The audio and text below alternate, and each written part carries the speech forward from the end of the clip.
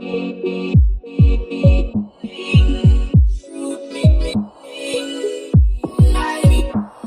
everybody, welcome back to another episode of FFB from the 50, where we tackle every issue from both sides of the field. Brought to you by JDP Media. I'm your host, Dan Amsler. I've already done a couple looks at my Week 13 rosters, but I want to take a look at a very special league with you. This is the kind of league that we haven't talked about a whole lot on this channel. This is a guillotine league.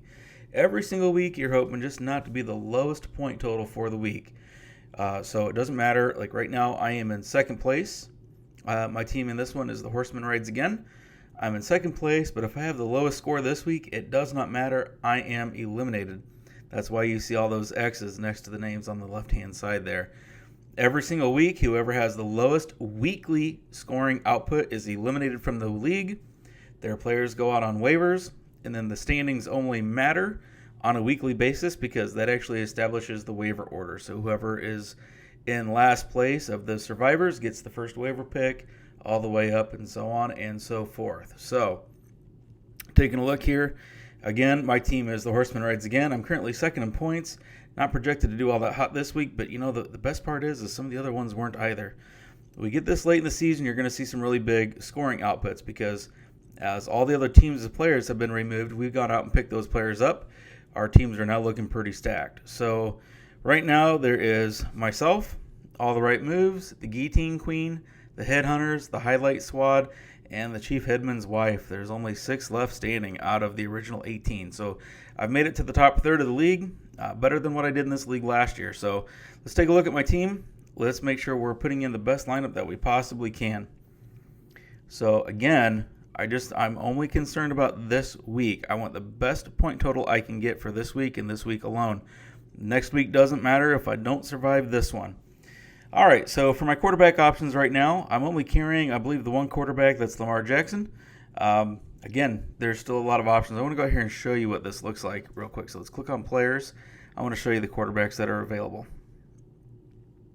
All right. We'll just do it this way. All right, so as you can see, there's still some talent out there. I'm not worried about carrying two quarterbacks at this point. It's irrelevant. I can always go out and pick up one if I need to. I know other players have more than one. That's fine.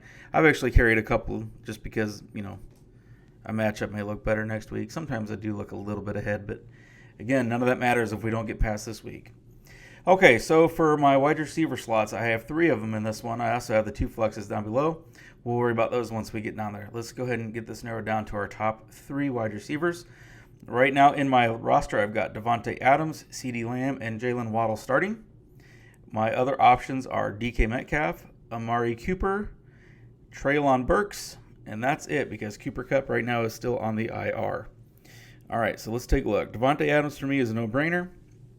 CeeDee Lamb has been playing pretty well as of late. He wasn't playing so hot earlier in the season. Wasn't doing terrible, but that Dak Prescott injury really kind of curtailed him. I'd say weeks 5 through week 7 there. Pretty rough stretch for him, but I think I'm going to keep him in.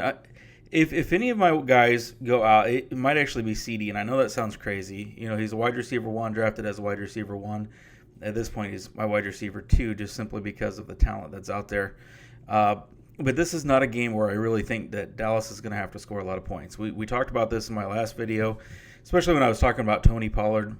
To me, this is a Zeke Elliott game. It's kind of a grinder. I think both teams are going to run the ball quite a bit. I think it's going to be a fairly low-scoring game. If they do score a lot of points, it's just going to be because of a lot of explosive runs. Right now, Indianapolis doesn't really seem to want to pass the ball much. They really would rather run if they could. I don't blame them. The way that offense is looking, I would do the same. So CeeDee Lamb might end up being the odd man out, but for right now, we're going to keep him in. We'll make that choice here in a minute once we look at all the facts. Okay?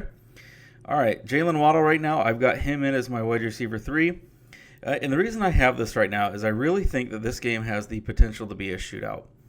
I talked in the other league about how I might bench Deebo Samuel. That is just strictly because of his injury. I hate doing that in a game where I feel like a lot of points might be posted, but I don't know. I know San Francisco's defenses look pretty well, but Teddy Bridgewater doesn't make a lot of mistakes. Miami's Dolphins offense is dynamic. They look fantastic. Jeff Wilson and Raheem Mostert are going to want to have good games against their former teams. Doesn't matter who Tyreek Hill is playing against, he usually does pretty well. So I think this game actually has the potential to be a very high scoring event. So right now I got Jalen Waddle in at my wide receiver 3. All right, going down here looking at the other options right now, I got DK Metcalf in as my flex.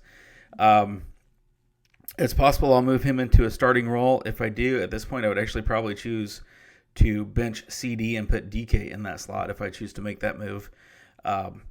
Like I said, I just don't think that Dallas is going to have to put up a lot of points to win. But as it is, DK is still starting. He's just starting down one of my flexes. So moving down to my bench, I've got Amari Cooper. Amari has played very well. He's had a lot of points. But here's the problem. Here's what I'm looking at.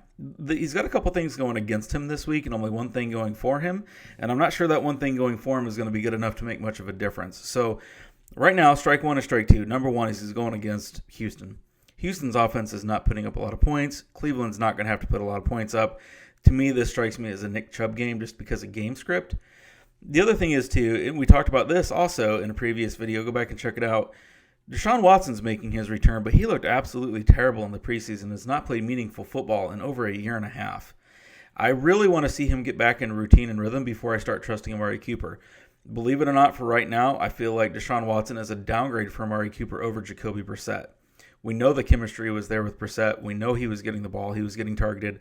Look at all the double-digit targets that he's had. Week 2, Week 3, 5, 6, 11, and 12. I mean, we know what he was able to do when Jacoby Brissett was in there. We're not sure what we're going to get out of Deshaun Watson.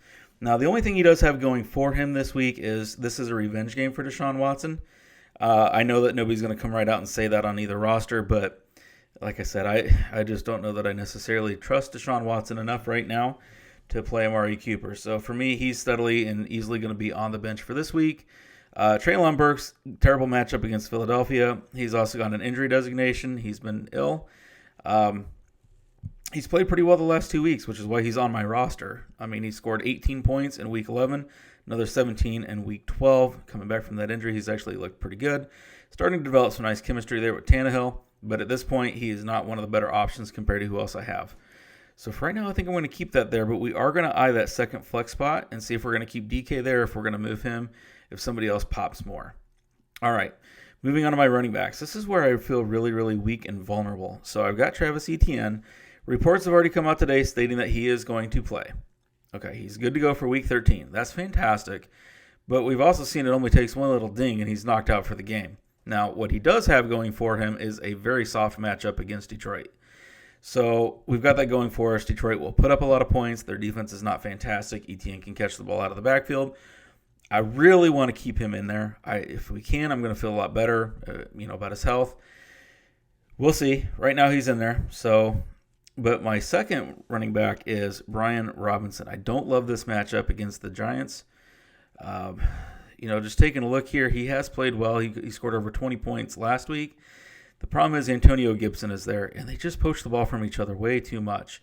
I mean, last week was the first time that we've really seen a huge point output from Brian Robinson. I mean, prior to that, his high was 14.6 points, which was very much reliant upon the touchdown that he scored. That was in Week 10 against Philadelphia.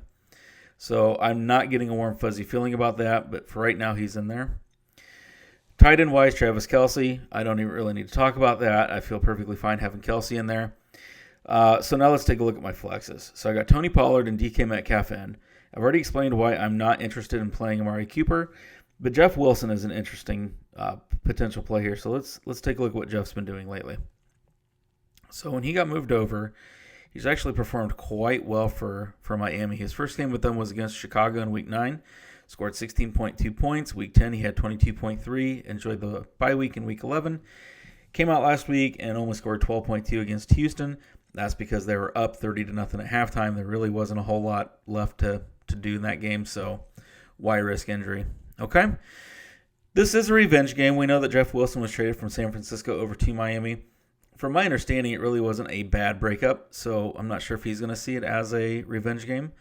But the problem that I have is San Francisco's defense is just pretty tough. This might be a game where Tua has got to put the ball up 30-plus times. Not sure I'm feeling it. We'll put an asterisk next to him, but there's a reason that I have Brian Robinson in over Jeff Wilson. We'll see. I got to hear more reports coming out. Just not completely sold. Cordarrelle Patterson, another interesting play, but the problem is ever since he got hurt and came back, he really hasn't been doing all that great. Now, I know he did have that 2-touchdown game against the Chargers in Week 9, but I want you to keep in mind he had 2 touchdowns and still only scored 18.3 points. I mean, that's not a whole lot. And then he had the game where he scored the touchdown against Chicago Bears. That was on a kick return. You take away those 6 points, these are very mediocre stat lines. So for right now, I'm going to keep Patterson on the bench. I'm going to keep Latavius Murray on the bench as well. I know he did pretty well last week, but he's going against Baltimore, who actually plays the running backs pretty well. That's because their secondary is so absolutely horrific that every team's just going to pass on them. I'm not convinced. So the other option there is Zonovan Knight. Like I said in the other league, I like his potential, which is why he's out here. At the same time, I'm just not sold that he's ready to start over the other guy. So I honestly think at this point, this is how I'm going to keep my roster. The one exception might be moving Jeff Wilson into a flex spot. I got to do some heart-to-heart here. I got to really figure out if I want to trust CeeDee Lamb in this matchup against Indy and what I want to do if I don't. So if I don't trust him, do I go ahead and put DK Metcalf up there and slide Jeff Wilson into one of the flex spots? I don't know. It's hard leaving Jeff Wilson on the bench, but I don't know. Let's take a look here at what Indy has been doing against the wide receivers. So they've given up the absolute fewest points. I don't know if you see this here. Week 13 versus Indianapolis. Indianapolis has given up the fewest fantasy points to wide receivers this season. Okay? And to me, this makes sense. Only 2 real big point outputs against them. Week 2, Christian Kirk went off for 25.8. And then further down in the season, Davante Adams, Week 10, went up for 27.6. Otherwise, they've really kind of held the wide receivers in check. And a part of that is there's just really no urgency. You don't have to score, 30 points in order to beat Indy this year. So their secondary tends to be okay, tends to be decent. That defensive line has been a disappointment. Oh, man. What am I talking myself into here? All right, so we are going to go ahead and do that. So let me go back out here real quick. We're going to clear that off. And I'm actually going to bench CeeDee. I'm going to move him here. Then I'm going to move Jeff Wilson into that spot.